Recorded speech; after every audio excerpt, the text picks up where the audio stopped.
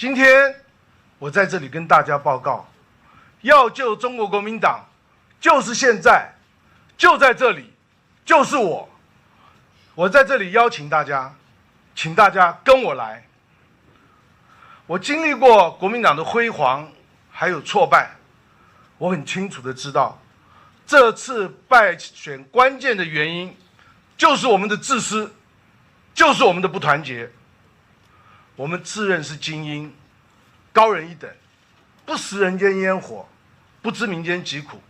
套句比较通俗的话，就是不接地气。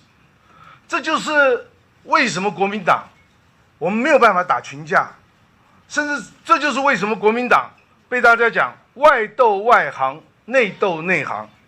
这种自私不团结的心理，就是我们国民党党内文化最致命的一个缺点。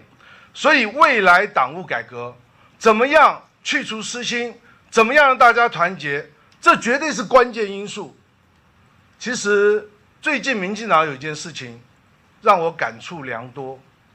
我们看一看民进党在党内初选的时候，蔡英文跟赖清德杀得刀刀见骨，可是结果他们可以共同组成一个选举的搭档来争取胜选。这就是我们要学习的一个范本。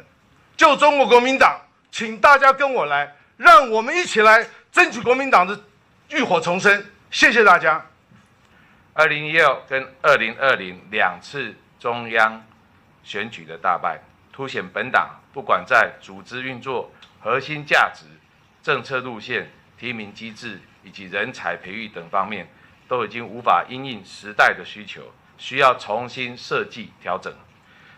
在这场选，我志在发动 KMT 的 redesign， 也就是国民党的重设计，促成党的现代化。怎么现代化？如何重新设计？我认为至少有3层的工作要做。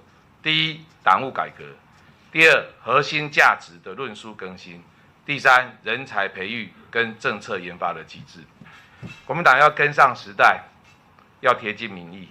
我主张党的现代化的5大诉求，包括组织的扁平化、沟通网络化、服务数位化、经营在地化以及视野国际化。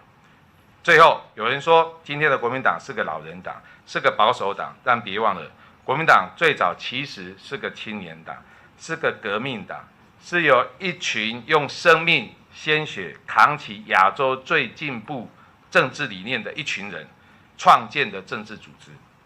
我们需要重新唤起的是这个党最初的灵魂，那一种炽热于创新、改革乃至于革命的精神。